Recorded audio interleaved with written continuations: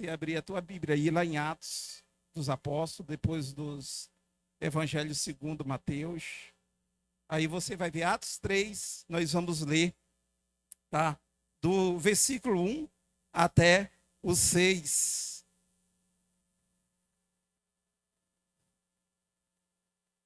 E depois nós vamos pular lá para o versículo 16. Amém? É um texto meio compridinho, mas é o que Deus nos deu nessa noite. Amém? Vamos aproveitar o máximo do tempo. Quem achou, diga amém. Atos. Quem não achou, está ali no telão. Atos 3, do versículo 1 ao 6. E depois nós vamos pular lá para o versículo 16, em nome de Jesus. Todos acharam? Quem acharam, diga amém. Eu achei? Então, quase 90% acharam. Então, vamos lá. Vontade. Querida, a palavra do Senhor, ele diz bem assim: Pedro e João subiram juntamente ao templo, a oração a nona. Ora, era trazido um homem que desde o ventre da sua mãe era coxo, o qual todos os dias colocava na porta do templo chamada Formosa, para pedir esmola aos que entravam. Vendo Pedro e João que ia entrando no templo, pediu-lhe que lhe desse uma esmola. Pedro e João, pondo fixamente os olhos nele, disse: olha para nós. E olhou para ele, esperando receber alguma coisa. Disse Pedro: não tenho prata nem ouro, mas o que eu tenho te dou. Em nome de Jesus Cristo, o Nazareno, levanta-te e anda. Vamos lá para o 16. Pela fé no nome de Jesus, este homem a quem vedes e conheceis, foi curado. Foi a fé que vem pelo nome de Jesus, que deu a este, na presença de todos vós, esta perfeita saúde. Amém? Até aí, vamos orar. Pai querido, em nome de Jesus, graças nós te damos, Senhor, por essa noite, por esse momento, pelo sétimo dia, sétimo elo desta campanha. Pai querido, ser conosco, com cada vida presente aqui neste lugar. Toma, Senhor, a tua direção.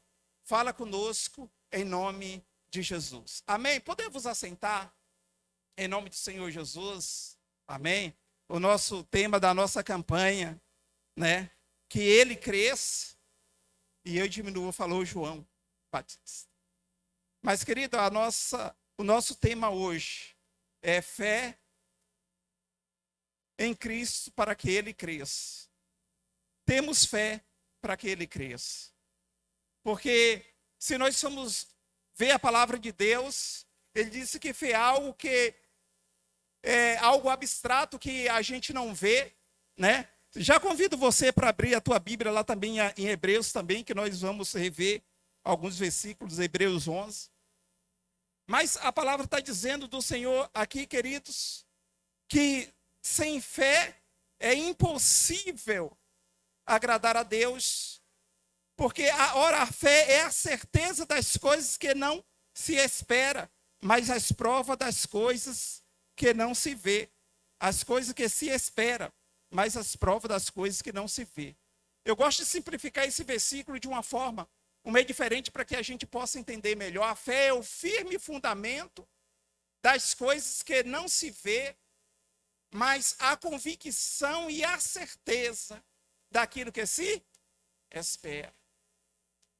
Eu não sei nessa noite o que você está esperando em Deus nesse dia, já depois de uma maratona aí de sexto dia ontem, hoje já o sétimo dia, quando eu falo o nosso pastor, já estamos já descendo o pico da montanha. Mas, querido, eu quero chamar a sua atenção nessa noite muito importante, porque a palavra do Senhor, ele deixa bem claro que sem fé é impossível agradar a Deus, porque é necessário que aquele que se aproxima de Deus creia que ele existe e que ele é galardoador daqueles que o buscam, ou ajudador daqueles que o buscam. Então, não podemos muitas vezes chegar diante do Senhor sem fé. Isso é impossível, porque nós precisamos ter fé para que nós possamos alcançar a nossa vitória. E todos nós, querido, todos, seja eu ou você, a fé é algo que Deus quer ver em nós. Amém? Falei para o teu irmão, a fé. Mas fala com fé, a fé é algo que Deus quer ver em nós. Porque ele diz que sem fé é impossível agradar a Deus, então ele quer ver, queridos, a nossa fé. Porque muitas das vezes nós viemos para a igreja, fazemos uma maratona dessa, durante 12 dias, de renúncia e de tantas outras coisas que nós poderíamos estar fazendo, mas nós estamos aqui por causa da fé. A Bíblia diz que a fé é loucura para aqueles que perecem, mas para nós que cremos, ele é o quê? É o poder de Deus, queridos. Ele é o poder de Deus em nós, na nossa vida, e muitas das vezes nós fazemos algo maluco, que às vezes a gente nem entendemos, meu Deus, como é que eu consegui fazer isso? Pela fé, irmãos. Pela fé. Então a fé é algo que Deus, ele quer ver em nós. A fé ela é abstrata, mas Jesus, ele pode ver. Amém? A fé é algo abstrato, a gente não conseguimos ver, igual a energia. Eu faço mais ou menos uma comparação, uma metáfora. Se você pega na energia, você consegue ver a energia? Não, né? Mas pega nela para tu ver se tu não sente. Uma vez eu fui dar uma de eletricista na casa da minha avó, tinha um gato, eu não sabia. Fui descalço, em cima de uma mesa ainda, subi. Então lá, desliga o contador e deixa comigo. Desligou o contador, quando eu travei no fio, eu caí embaixo. Tremendo. Mas, querido, porque é algo que a gente não vê, mas Jesus, ele vê, não importa qual seja o teu pedido, talvez você olhe, meu Deus, talvez é quase impossível aos olhos humanos você conseguir. Mas, amados, não há nada impossível para o nosso Deus. Não há nada impossível para Deus. Porque você crê, você está exercitando a sua fé. Fala para teu irmão, é preciso que você exercite a sua fé. Amém? Amados, eu me lembro ali, quando Pedro e João, eles chegam ali na frente naquele templo chamado Porta Formosa, às 3 horas da tarde, havia 3 horas naquela época, segundo a liturgia da hora, né?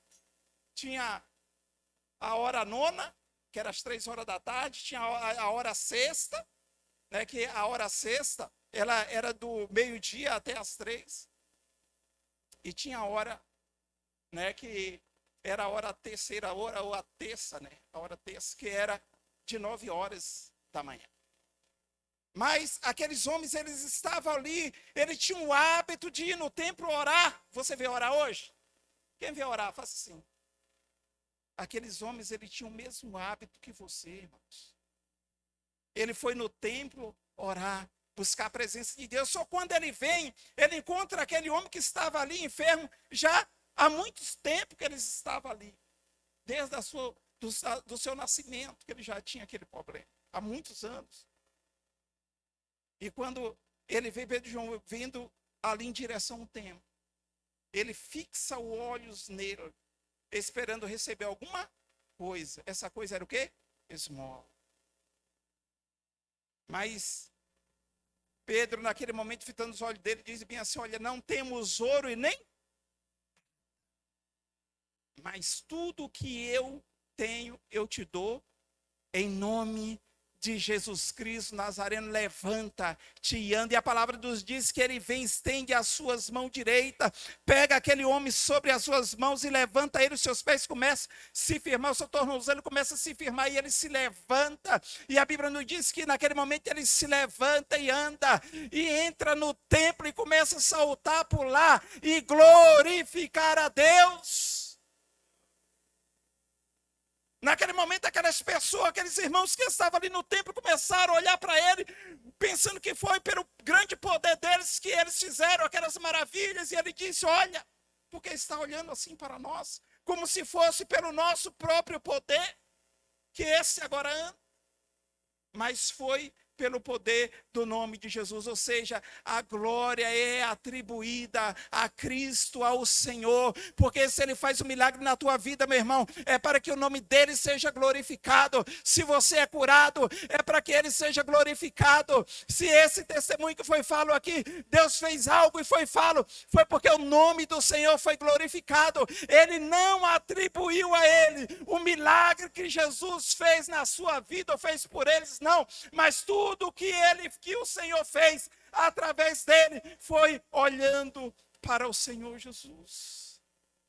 Meu irmão, o que Deus vai fazer na tua vida é para glorificar o nome do Pai. Ele diz que tudo quanto pedir em oração, crendo, recebereis, para que o Pai, Ele seja glorificado no Filho. Ou seja, você vai pedir a Deus algo em nome de Jesus, Jesus Ele vai fazer, e o Pai, Ele vai ser glorificado através da ação do Filho. Oh, meu querido, eu quero te dizer, não é nada impossível, já está no 7º dia, creia, que o Senhor, se eu fosse falar, querido, das maravilhas que Deus fez, durante todas as campanhas que eu falei aqui, terminaria esse culto, eu não terminaria de falar. Mas às vezes quando nós falamos algo, é para que o nome do Senhor venha a ser glorificado. Deixa eu correr. Deus, Ele deseja ver a nossa fé, porque sem fé é impossível agradar a Deus. Jesus exorta as pessoas a terem fé. A terem fé. Está lá em Lucas 11, 22. Se você quiser abrir rapidinho aí. Lucas 11, 22. Queridos, o Senhor Jesus, lá em Hebreus, ele disse que o Senhor, Ele não mudou, meu irmão. Ele é o mesmo ontem, Ele é o mesmo hoje, Ele será eternamente, Ele continuará sendo o nosso Deus, fazendo os milagres proezas ao qual o Senhor, Ele fez. Amém? Lucas 19, 22. Perdão, eu acho que eu anotei ele errado. 11, 22. Deixa eu ver o que ele fala aqui.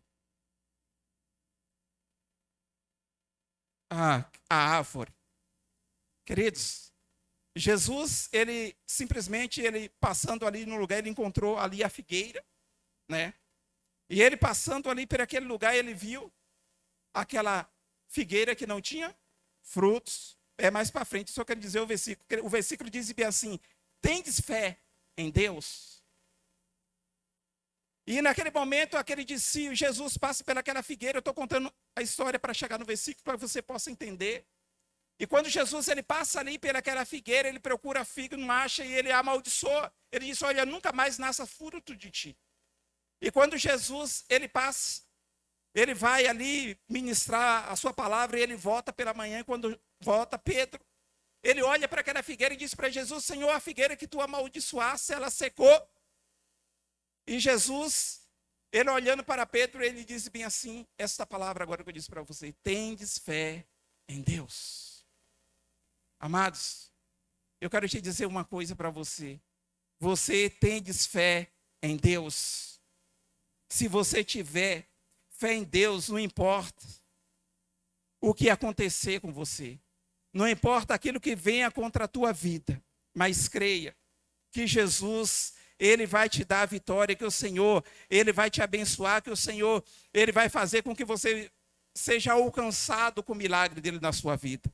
Porque todas as coisas é possível para aquele que crê no Senhor Jesus. Amém?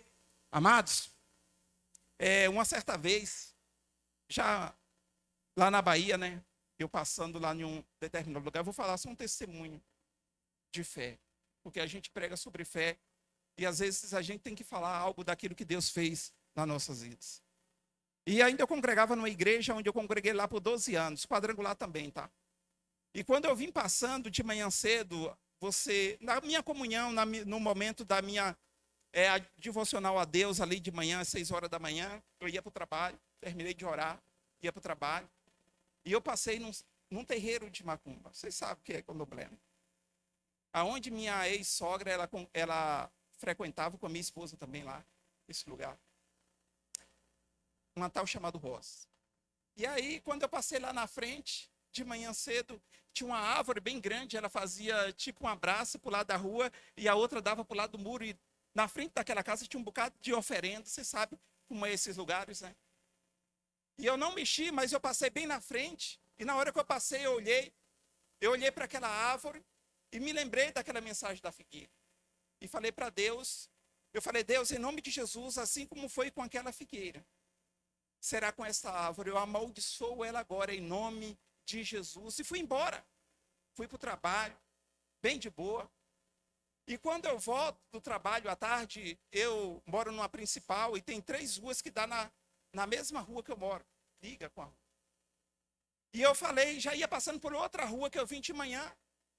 E Deus falou, o Espírito Santo falou assim para mim, olha, volta pela rua que você profetizou sobre aquela árvore. Eu parei assim, já tinha andado alguns metros, voltei para trás e voltei pela mesma rua e já fui ansioso no meu coração para ver o que é que aconteceu. Amados, quando eu cheguei de frente com aquela árvore, ela rachou no meio, de um lado para outro, até no cepo, no chão, que tiveram que cortar ela no zero. E aquilo ali eu fiquei maravilhado com Deus, porque foi uma resposta, foi algo que Deus fez na minha vida, uma experiência, e eu fiquei muito feliz, porque Deus tinha entendido, não porque nós somos bons, não só porque Deus fez, porque a gente é extraordinário, não. É porque Deus ele é misericordioso e ele age pelas suas misericórdias. E naquele momento eu fiquei muito feliz com ter esse testemunho na igreja lá e falando que muitas das vezes a gente pregamos sobre fé. Esses dias minha mãe também, agora esse ano de 2024 foi um ano muito turbulento para mim. Um ano onde aconteceu muitas coisas na minha vida. Minha esposa, ela teve uma hemorragia, passou quase uns meses e não parava. Foi para o médico, depois dela ter feito um batalhão de exame, estava tudo 100%, não tinha nada. Mas uma hora para outra começou essa hemorragia, eu mandei ela ir para o médico, um especialista, foi para uns 2 médicos ou 3, e um detectou algo nela que ela tinha que tirar o útero com urgência. Aí ela fez a cirurgia, tudo certinho. Quando ela fez a cirurgia, apareceu uma outra coisa que teve que fazer com urgência de novo. A minha mãe, ela teve 4 infartos, e o último que ela teve agora, quase na virada do ano, o coração dela parou de um lado esquerdo, e ela tinha que fazer uma cirurgia urgente. Minha irmã me liga umas 2 horas da manhã. E minha sobrinha também ligou tudo ao mesmo tempo, um para o celular da minha esposa, o outro para o celular da minha mãe. E a gente acordou desesperado, eu ainda não estava sabendo o que estava acontecendo, ainda meio aéreo, ainda naquele sono, né? Até a memória ia conseguir chegar a se estabilizar. E ali eu parei assim e perguntei para ela, eu falei bem assim, mas o que aconteceu? Não, você tem que agora autorizar, ir para o médico ouvir aqui, que ela tem que ser entubada. Aí eu falei bem assim, cara, se o médico está dizendo que é para ela ser entubada, ele que entende, tem que fazer. Tem que fazer o quê? Tem que fazer o processo médico. E naquele momento ali eu fui orar junto com minha esposa. E fiz uma oração bem breve e simples. Eu falei, Deus, se é a tua vontade, ela está pronta para morar contigo nos céus, então leva ela agora. Mas se tem algo, Senhor, que o Senhor ainda há de fazer, ou se é algo de Satanás, que está atingindo a vida dela para tentar contra a minha vida. Aí eu fiz bem assim, eu falei, Deus, nós somos espírito dentro de um corpo. Eu falei, Deus, eu me entronizo agora no mundo espiritual. E repreendo agora toda a legião do inferno, todos os demônios que têm se levantado contra a vida dela. Eu comecei a orar uma guerra. E naquele momento passou. Quando foi de manhã, ela me ligou, a minha irmã, e falou bem assim, olha, a minha mãe só tem que fazer a cirurgia agora. Depois de 2 dias ela acordou do coma. E aí acordou normal, o médico olhou para ela e falou bem assim, não é impossível, não é possível que ela está assim desse jeito.